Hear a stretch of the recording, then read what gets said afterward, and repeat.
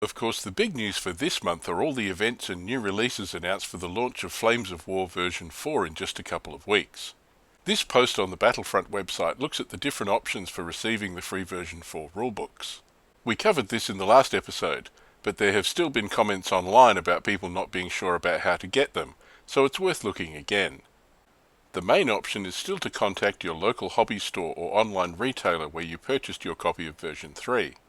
This free offer includes the hardback rulebook and the mini rulebook from the original Open Fire set, but not the simplified rules from the latest Open Fire. The procedure outlined on the website is to take your version 3 rules in with you to the store.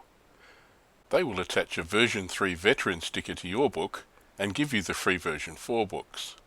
The free books in this offer are the 112-page A4-sized version 4 rulebook covering early and late war, as well as a smaller 64-page A5 book covering special rules and warriors. There's a limit of 1 rulebook swap per customer. If you want the new hardback version 4 mid-war rulebook, you'll have to buy that. If you bought through an online retailer, Battlefront suggests that if you let that retailer know, they can send the free rulebooks through with your next order. If none of that's practical, Battlefront suggests contacting their customer service team with a picture of your existing rulebook. They say they'll sort you out one way or another by sending you copies directly or directing you to your local participating retailer. As Battlefront posted here, they've done this before and they don't want existing players to miss the opportunity to play Flames of War version 4. This is a generous offer and I'm looking forward to browsing the new books. The Battlefront website also has details of exciting events planned for the 4th edition launch weekend on March 11th and 12th. There will be a battle report with the Desert Rats facing off against the Afrika Korps. There will also be coverage from around the world as players get to grips with the new rules. There are plenty of videos planned for the launch weekend.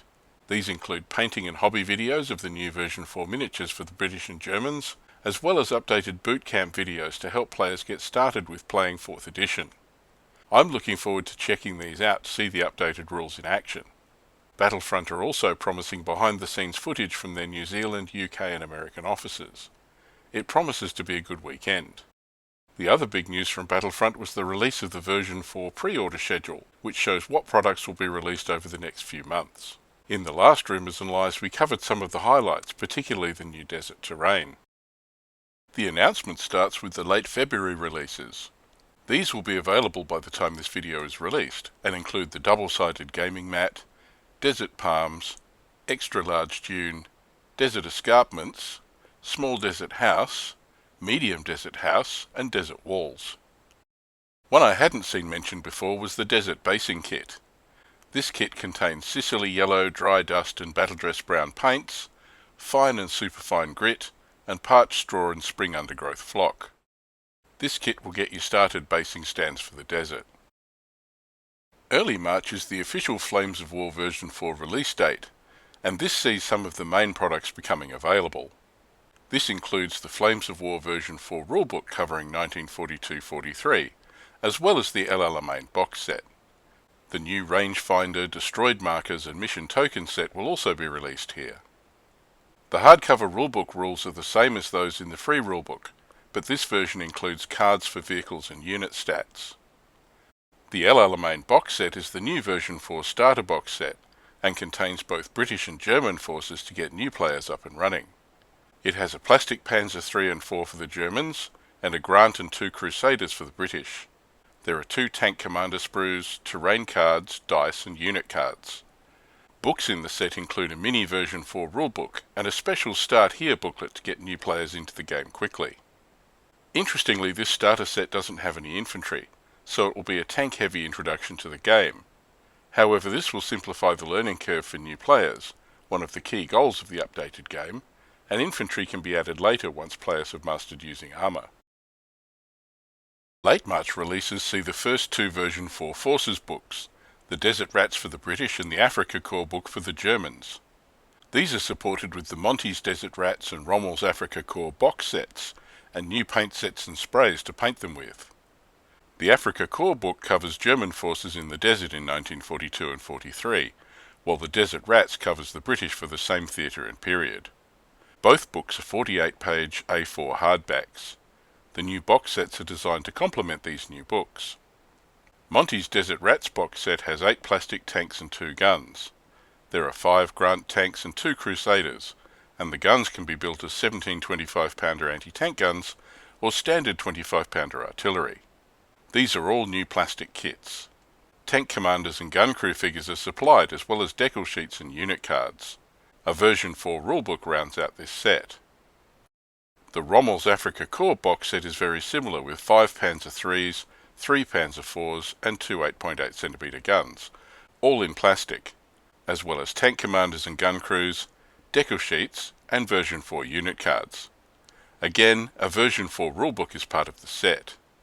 While these two box sets are balanced in numbers, I'm not sure how they'll stack up against each other in effectiveness. I suspect the Germans have the edge in performance with this matchup of forces, particularly with the fearsome 8.8cm guns. The 17 25-pounders are obviously included here to try and match the Germans' firepower and give the Desert Rats a fighting chance, even though they are actually not in common usage. Again, there's no infantry here, just armour and guns. In early April, the Desert Forces are expanded, with an M3 Stuart Honey armoured troop for the British and a Tiger heavy tank platoon for the Germans. Again, this gives the Germans an advantage in firepower here. Dice and token sets for both sides, and the large dune terrain piece also becomes available. The new plastic M3 Honey kit will be very popular. These are iconic desert light tanks for the British. The box set contains 5 plastic tanks, a tank commander sprue, a decal sheet and 5 unit cards. Looking at the exploded diagram here, this kit builds the M3 Stuart 1 with the hexagonal commander's cupola. The similar Stuart 3 based on the M3A1 has a modified turret without this cupola. This kit has the British turret-mounted smoke grenade launchers, desert pattern side skirts and a 30 caliber machine gun. The Tiger heavy tank platoon has 2 plastic Tiger 1s. The box set has a tank commander sprue, decal sheet and unit cards. This is an early Tiger without Zimmerit anti-mine coating, but including the Feifel air filters to allow the Tiger to operate in the dusty desert conditions. The cupola is the early dustbin type and can be open or closed. There are spare track links for the turret and hull. The turret appears to have smoke discharges moulded on. With the big 8.8cm gun, this packs a lot of punch for mid-war, although Tigers only arrived in North Africa in December 1942 and were only operated in small numbers. Late April sees the arrival of the big guns.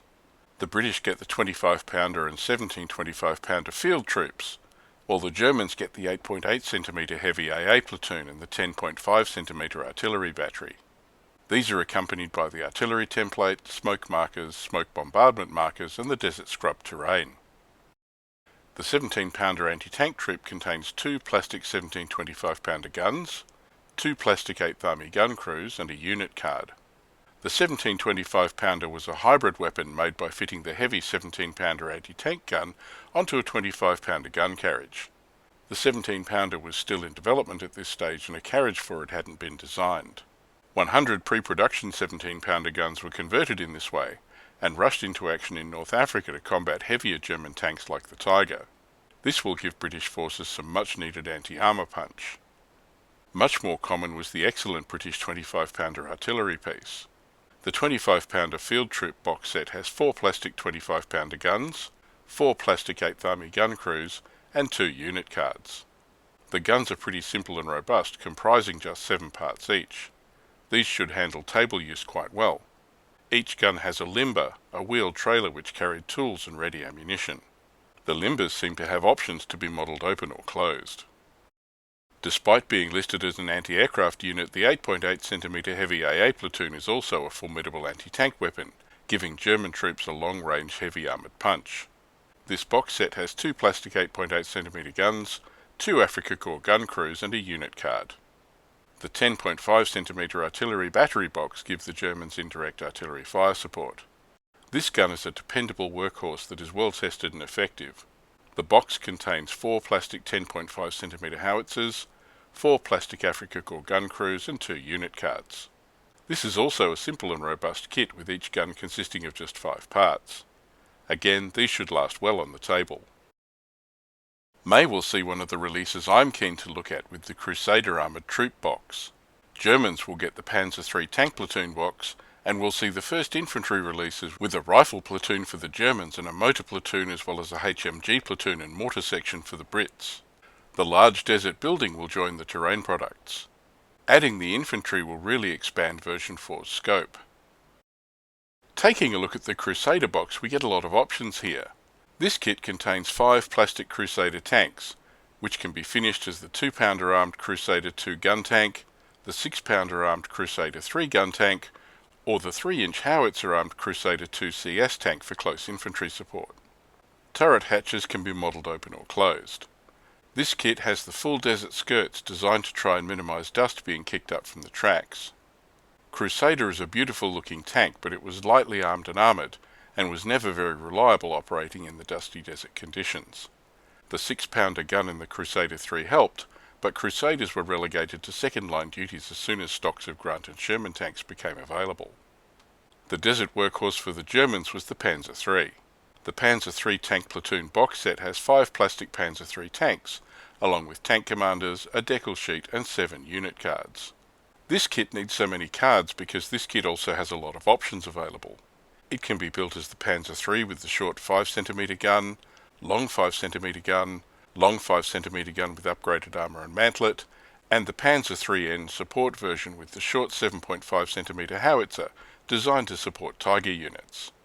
There are optional engine deck hatches, driver's vision ports and open and closed couplers.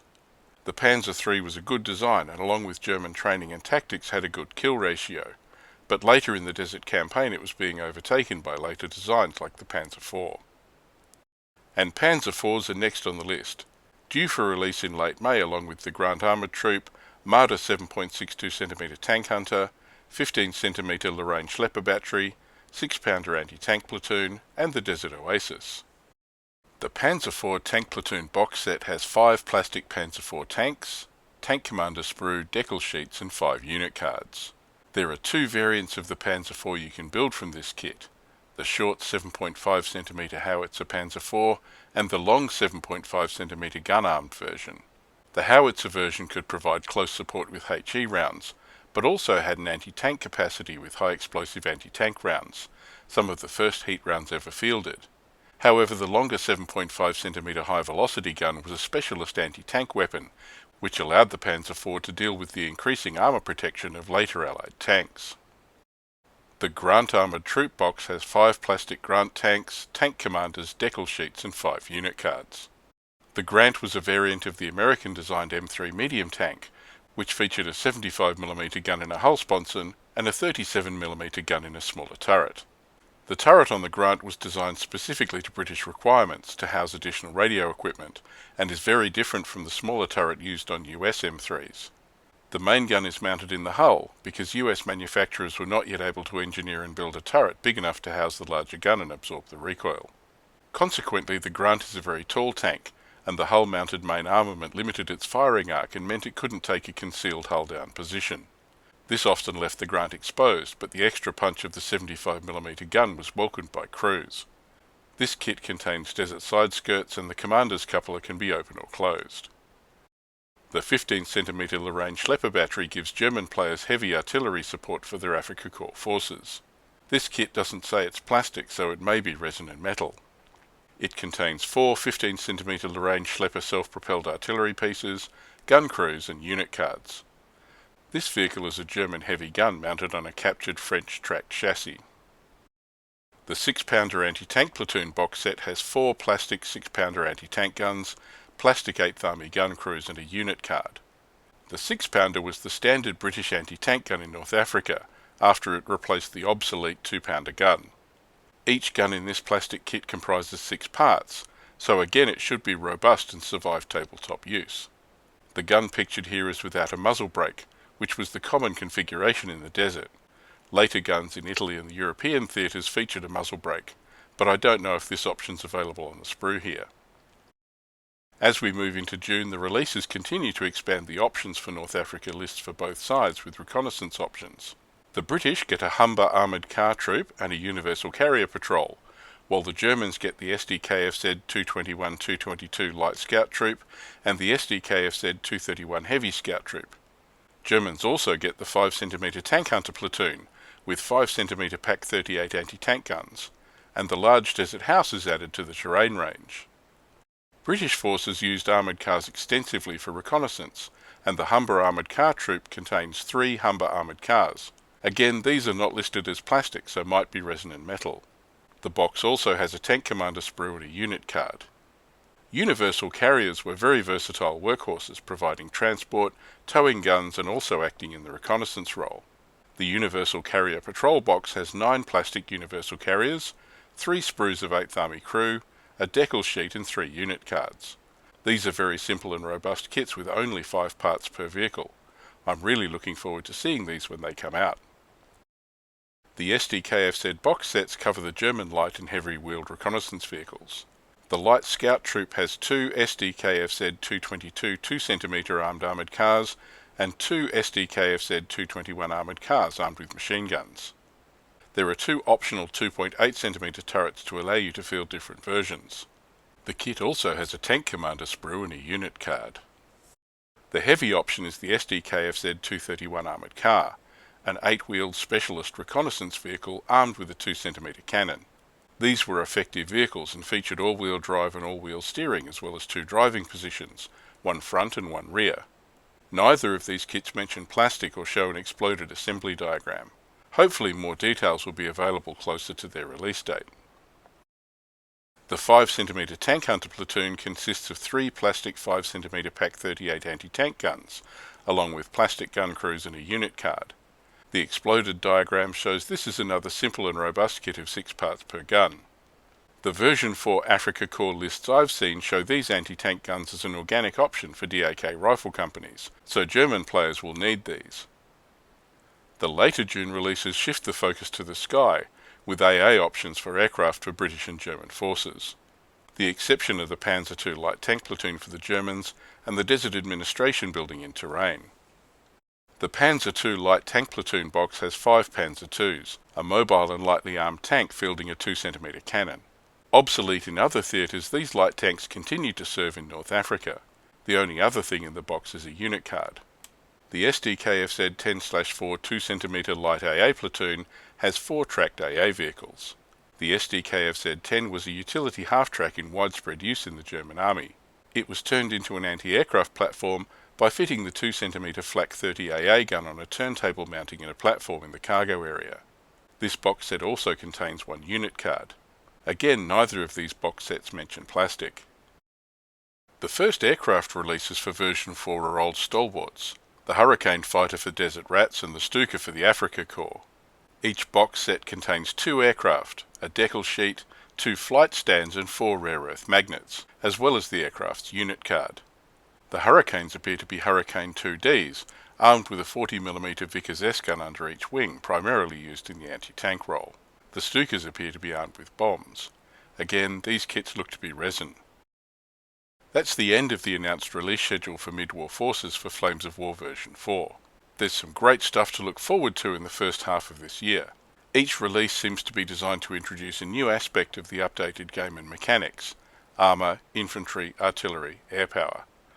This might demand a bit of patience from players who want to get to grips with everything right away, but it should be worth it in the long run. I know I'm very excited to get my hands on some of the new plastics like the Universal Carriers, the Grants and the Crusaders, even the dreaded Plastic 88. I really hope Battlefront continue to bring out high-quality plastic for more of their range. Certainly the flexibility and options available in plastic could really help rationalise their range, and mean they need to carry less products in their inventory while still offering a wide range.